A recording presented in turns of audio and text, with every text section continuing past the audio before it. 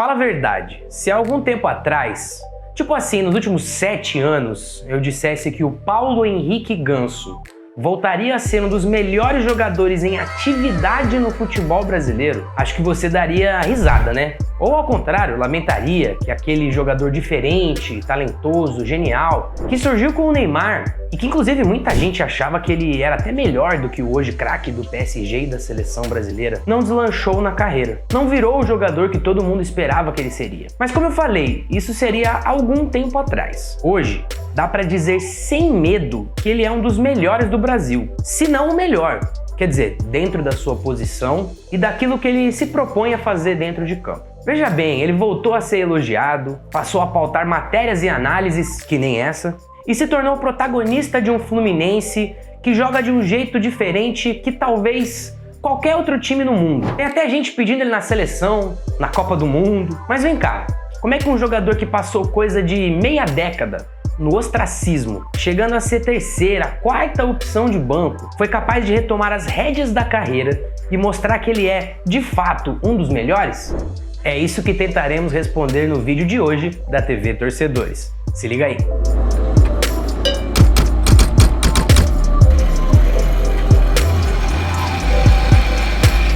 Rapaziada, o Paulo Henrique Ganso é certamente uma das melhores histórias da temporada de 2022 do futebol brasileiro. É uma história de redenção, né? De um cara que viu seu futebol minguar, de certa forma, lá na Europa, que caiu no ostracismo aqui no futebol brasileiro. E, bom, não mais do que de repente, ele volta a jogar aquilo que a gente viu lá no começo dele no Santos, quando ele dançava Beyoncé com o Neymar e com o Robinho no comercial. Assim, pra gente investigar essa recuperação na carreira do Ganso, dividimos essa análise aqui em 3 partes que ajudam a contar essa história da redenção do Ganso. São elas: a retomada de confiança com o Abel Braga, o resgate e a revolução com o Fernando Diniz e a genialidade em ação. Bom, vamos primeiro com a primeira parte. É o seguinte, rapaziada, não sei se vocês lembram, mas no começo do ano, desse ano de 2022, o Fluminense estava jogando com um time reserva o Campeonato Carioca,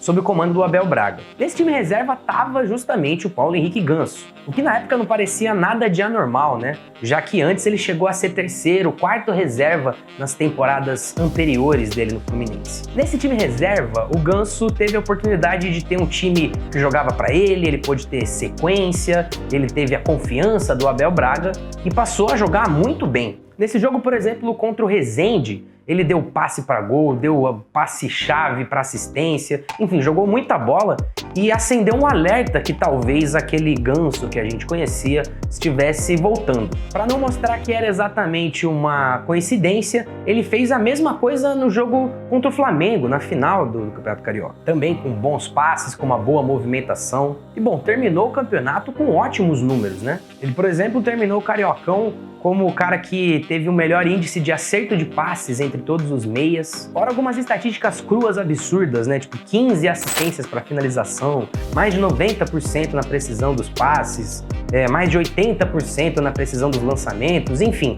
Voltou a jogar muita bola e retomou a sua confiança, né? Seja a confiança dele mesmo no jogo dele ou dos companheiros no jogo dele, né? Dos companheiros, dos outros, da mídia, enfim, retomou a confiança. Isso tudo preparou ele para a nossa segunda parte, que foi justamente a chegada do Fernando Diniz no Fluminense, depois que os resultados depois do Carioca não deram tanto certo assim com o Abel Braga e ele mesmo pediu para sair do Flu. Bom, o Fernando Diniz, ele chega em abril no Fluminense. O Diniz chegou no Fluminense depois de ter feito um bom trabalho em 2019, inclusive no ano em que ele leva, de certa forma, o Ganso para o Fluminense. Ele falou depois em entrevista que ele se interferiu na negociação como ele não costuma fazer, para de fato levar o Ganso para o Flu, e também numa negociação que foi um tanto polêmica, porque ele estava já num certo ostracismo e também assinou um contrato longo com o Flu, né? Que causou bastante estranhamento, né? Hoje o pessoal acha que tá meio agradecido. Bom, o Diniz chegou na entrevista coletiva dele de apresentação, chegou falando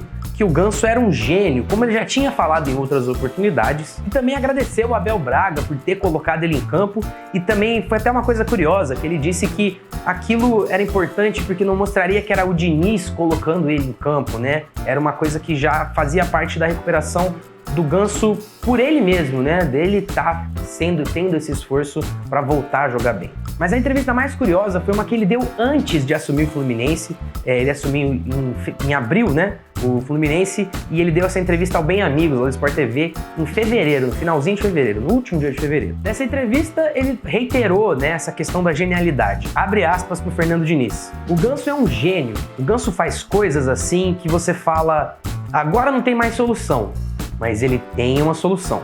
O que já mostra a moral, né, que o Ganso tem com o Fernando Diniz.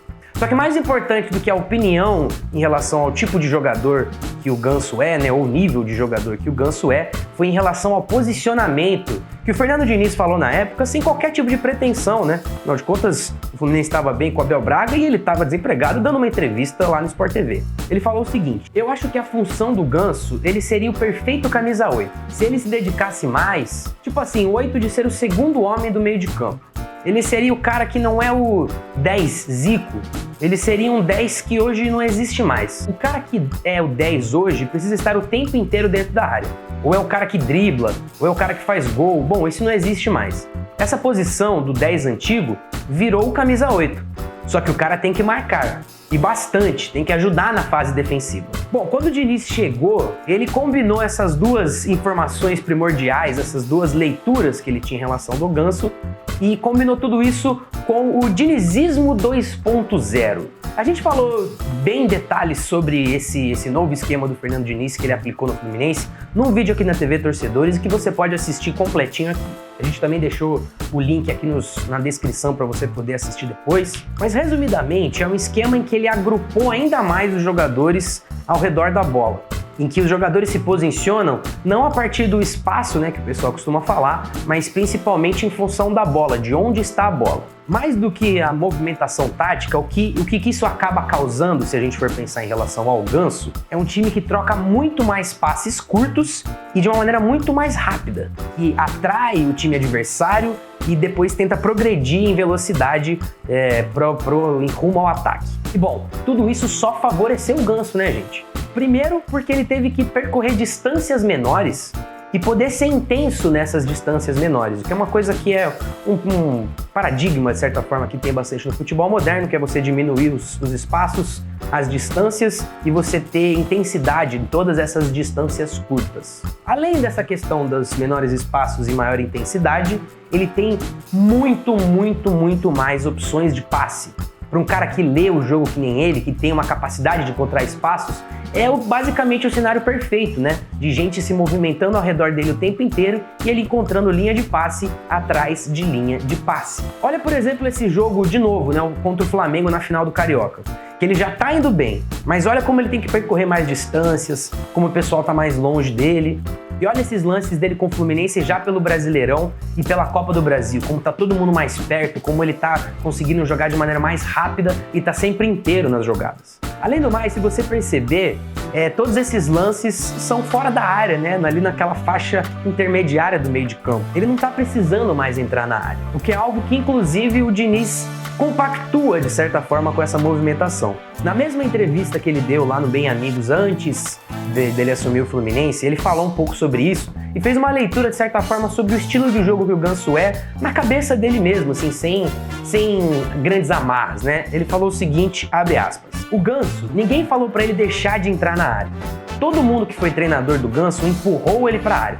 Mas não é do cara, é mais um motivo que corrobora para ele ser o 8 e não o 10. Aliás, já depois do sucesso, né, dele com o Fluminense, pelo menos o sucesso da ideia dele, da formação dele, do Diniz no caso, ele falou depois, numa entrevista no Bem Amigos, né, que fechou um ciclo de certa forma, ele falou sobre dar ferramentas para o Ganso poder expressar o seu estilo de jogo, a sua genialidade. Abre aspas novamente para Fernando Diniz na Sport TV, só que bem depois. Eu não posso ajudar ele na genialidade que ele tem, mas eu posso ajudá-lo que ele consiga botar a genialidade dele para fora cada vez mais.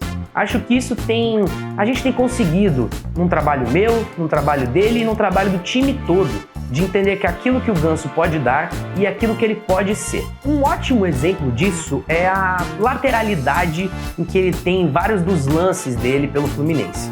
Ele busca o espaço na lateral, porque lá tem uma marcação um pouco mais frouxa, os jogadores estão para o meio, demora um pouco para chegar lá, e geralmente tem mais espaços, né? É uma tendência natural do futebol hoje em dia de você ir para os lados para você conseguir mais espaço. O Ganso já fazia isso naturalmente quando ele estava sob o comando do Abel. No Carioca, como você viu nos lances que a gente já mostrou, e tá aí de novo. Só que no dinizismo 2.0, em que o Diniz aglomera todo mundo de um lado, né, no lado que a bola está, isso só favorece o jogo do Ganso, né, que já estava buscando isso naturalmente. Enfim, aí deu essa ferramenta tática para o Ganso poder expressar o jeito que ele gosta de jogar e o jeito que ele melhor consegue jogar. Tem um lance aí contra o Corinthians em que ele vai muito bem, lances contra o Cruzeiro, enfim, tem vários exemplos em que ele mostra isso, é só você ver aqui. Bom, tudo isso combinado leva a gente para a terceira parte, que é a genialidade em ação. Com ele já confiante nele mesmo e todo mundo já confiando mais nele, que ele tinha voltado a ser um bom jogador. Com as ferramentas e a revolução que o Diniz fez no Fluminense, resgatando um pouco mais do jogador que ele quer ser, né? Que é um cara que entra menos na área, que é mais um 8 do que um camisa 10, pelo menos no futebol de hoje. A gente pode ver o Ganso operando do jeito que ele se sente melhor mesmo, né? Em que encontrando as soluções em que só ele encontra e de uma maneira natural. Esse jogo recente contra o Flamengo pelo Brasileirão, por exemplo, é um dos melhores exemplos, né? Que ele consegue encontrar essas soluções. Olha quantas vezes ele tá marcado e ele consegue encontrar os espaços, como ele consegue pensar rápido, encontrar linhas de passe, fazer o time progredir, além de ser de fato decisivo fazendo gol. Aliás, sobre o poder de decisão, o Ganso, para aqueles que são mais viciados em números e que acham que também só esse tipo de coisa conta no futebol, ele também mostrou nos números essa genialidade em ação. E números específicos para o que ele faz em campo, como a gente falou lá no começo, na introdução, como ele é um cara que é um dos melhores, se não o melhor, naquilo que ele se propõe a fazer em campo. Até a gravação desse vídeo, a gente separou aqui os números que eu vou falar para você. Ele, por exemplo, está entre os 5 jogadores do Brasileirão que mais dá passes certos. Ele também está entre os 10 jogadores do Brasileirão que tem uma porcentagem maior de passes certos. Ele também é um dos 5 jogadores do Brasileirão que mais acerta passes-chave, né? Que podem ser assistências, mas também passes para assistências, passes para finalizações, passes-chave, passes para ações que são decisivas. Ele é também o jogador que mais acerta passes no campo de ataque, é o primeiro. Ele também está em primeiro no ranking de jogadores que mais acertam passes no último terço do campo, né? Que é aquela divisão do campo que é logo depois da intermediária ofensiva até a linha de fundo. Ele também está entre os 15 jogadores que mais acertam bolas longas. Ele é um cara, justamente pelo modo do Fluminense jogar, que dá passes longos. Ele não dá tantos, mas mesmo assim está entre os que mais acertam. E para você ter noção, mesmo sempre dando passes arriscados, às vezes tentando achar linhas de passe, ele é só o 21º jogador com mais passes errados. Além dessas estatísticas, alguns outros números mostram que essa de fato é uma temporada diferente do Ganso dentro do Fluminense. Por exemplo, essa é a temporada que ele tem mais jogos pelo Fluminense desde que ele chegou. E é também a temporada que ele tem mais participações em gols, né? Com gols ou com assistências, desde a época dele lá do Santos e do São Paulo. Bom, esses números só corroboram tudo isso que a gente tem falado, que mostra que o nível de atuação do Ganso realmente está altíssimo e que ele se recuperou na carreira dele mesmo, né? Mas fica uma pergunta, porque toda essa história tem uma certa especificidade, né? Dele ter retomado a confiança a partir de uma boa pré-temporada e dele ter encontrado um técnico que entende ele e que tem um jogo que favorece muito, muito ele. Aí a pergunta que fica, será que ele vai conseguir manter esse nível de atuação no futuro? Quanto mais vão passando os anos, ele já tem mais de 30 anos. E será que ele vai conseguir fazer isso sem ter o Diniz como técnico? A gente não sabe para onde que vai o Diniz, às vezes ele continua no Fluminense, às vezes ele pode, sei lá, pintar na seleção brasileira, às vezes mais um insucesso pode acabar deixando ele demitido no Fluminense, enfim. Será que ele vai manter esse nível? Essa pergunta eu não faço só pra mim, eu faço pra você que tá assistindo. Responde aqui nos comentários, fala aqui com a gente, dá o seu palpite, se você acha que o Ganso tá tudo isso mesmo, se você acha que, por exemplo, ele tem que ir pra Copa do Mundo, enfim, fala aqui com a gente que a gente vai adorar e a gente vai responder ali nos comentários. Fica o convite também para você fazer qualquer outro tipo de comentário ali, viu? Elogio, crítica, sugestão. Se quiser pedir um próximo jogador pra gente analisar aqui na TV Torcedores, só mandar a bala. Se você já estiver por ali, deixa um like aqui no nosso vídeo, para o YouTube entender que você quer esse tipo de vídeo e que esses tipos de vídeo com análises de jogadores são bem-vindos. Por último, vale o convite para você se inscrever aqui no canal e ativar nossas notificações para quando a gente soltar mais vídeos como esse, você receber direto no seu celular ali nas notificações. Bom, vamos ficando por aqui. Essa foi mais uma análise da TV Torcedores. Eu sou o Lucas Aires, editor no torcedores.com. Vamos ficando por aqui, galera. Valeu e aquele abraço. Tchau!